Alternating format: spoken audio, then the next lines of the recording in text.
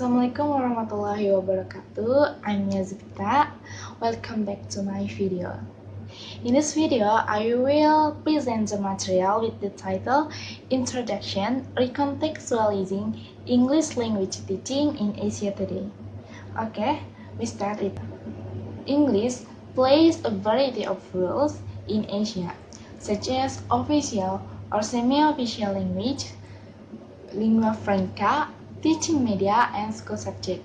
So in Asia today, English become lingua franca and become bilingual and multilingual education.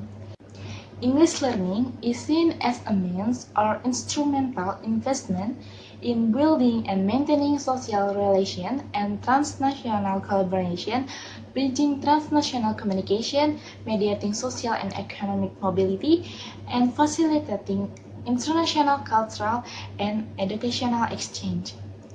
For example, for educational, if you want to study abroad or scholarship abroad or student exchange, you can speak English. And for employment, for example, work placement abroad, and for social, like when you wanted to become the volunteer in, for example, disaster or anything, for communicating, you can using English there. Asia is a potential market for English education because the English language teaching or ELT industry has grown for a number of reasons. First reason, Asia has the largest number of English speakers in the world. Like statement by Cheng in 2012 say that the number of non-native Asian speakers has already surpassed that of native speakers. If we count the number of people who use English as a second and foreign language. So, if we added the English user as English as second language and foreign language in Asia, it's more higher than in United States. So, it can be motivation for English students in Asia to become one of English speakers. And I also read the book about this statement with the title Asia Future Shock by Michael Beckman in 2008. And in chapter 9 there be the chapter with the title China akan memiliki penutur bahasa Inggris terbanyak di dunia.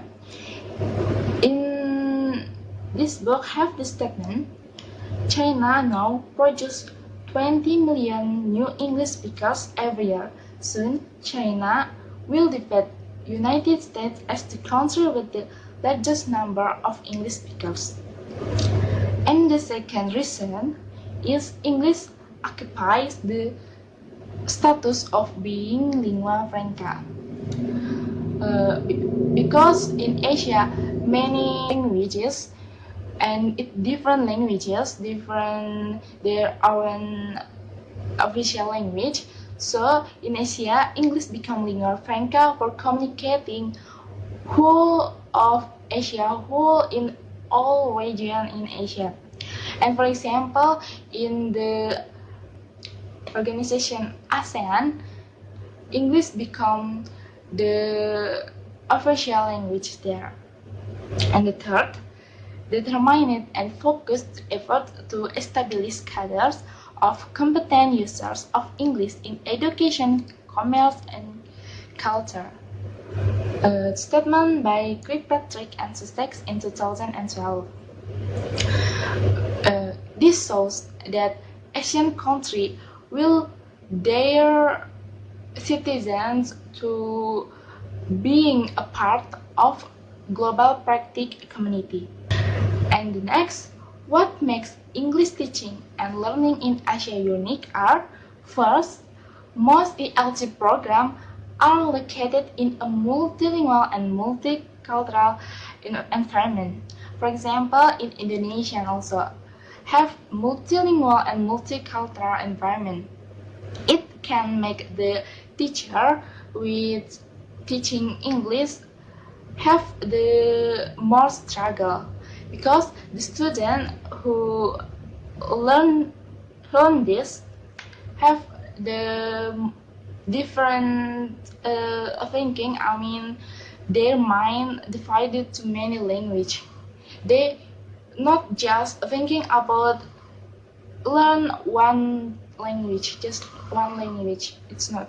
The second uniqueness is English is not widely used in everybody's social gathering. Thus, teaching English lives side by side with another language like local language or official language. And the third uniqueness is Asian tradition, where people held different cultural values and social norms. We take example in Indonesian. In Indonesian, for cultural values, it's like a greeting, because the many people in Indonesia is Muslim. So the greeting in here usually using Assalamualaikum. And for social norms in Indonesian, to call people more older than us or have the same age with us, for be polite, people usually using teh or mbak or a or mas and anything like that. And the next, the methodology in ELT in the Asian context remains in demand, because more and more teachers and language practitioners are looking for ways to teach their students based on their socio-cultural context and needs. It is seen that more and more projects that touch ELT practice are being carried out in the Asian context, such as first, journal. Journal like many research journals that take up the topic about ELT on more specific ELT in Asian. And the second, book. Many books talking about ELT or discussing about ELT in Asian. For example, the book that I using as the reference here, that is book by Handoyo Puji Widodo, Alistair Wood, and Deepti Gupta, with the title Asian English Language Classroom. And the next is conference. Many conferences held in Asia every year. It's discussed about the ELT in Asia, how English in Asia. The conference like TESOL in Cambodia, JALT in Japan, MELTA in Malaysia, RELC in Singapore, and TEFLIN in Indonesia. So, seeing the need for ELT, it was created Re-contextualizing English language teaching in Asia today to raise teacher awareness of how context exerts influence on a choice of theoretical orientation and pedagogical practice. Statement by Widodo and Park in 2014. So, what it means the recontextualize? Based on my explanation before, the recontextualization of teaching English in Asia today is re-understanding and re-communicating an English teaching to be understood according to the current situation in Asia. So, we can now and clearly understand about the English in Asia now, and we can communicating to other how it is, how we know about that. And the recontextualization of ELT tries to respond to the fact that each language class is unique contextually because both teacher and students engage in social practice that are informed by different goals, pedagogical values, and expectations.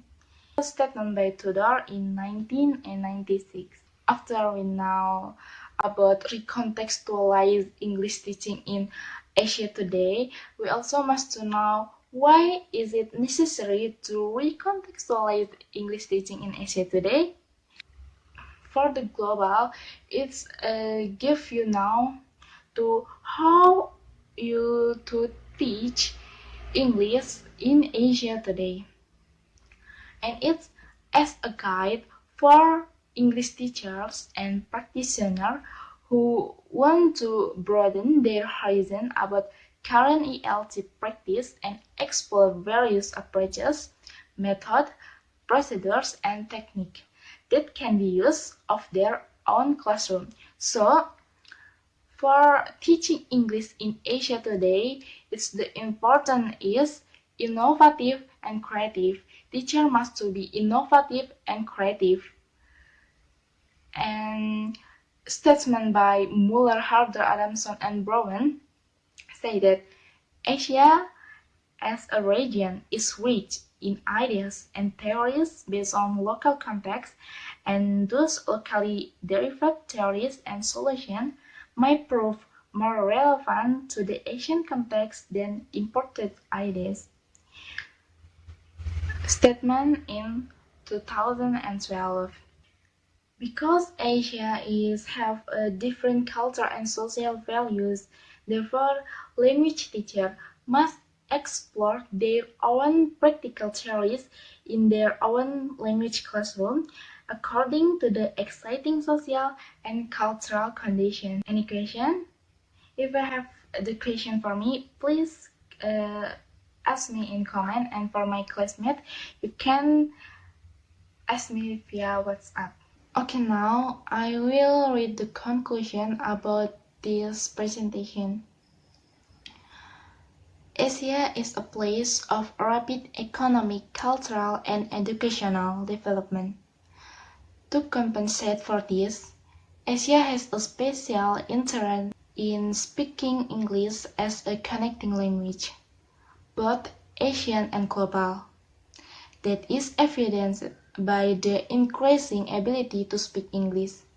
In many ways, teaching English in Asia and native country English users are very different, reinforced by the development of civilization, making this teaching need to be up to date and adjust social and cultural. Therefore, it is necessary to recontextualize English teaching in Asia today as an understanding and recommunication of teaching English to be understood and in accordance with Asia today. Okay, thank you for your attention. Sorry for my mistake in deliver of this material or in my word. I'm so sorry. Thank you very much. Billahi taufiq wal hidayah. Wassalamualaikum warahmatullahi wabarakatuh. See you.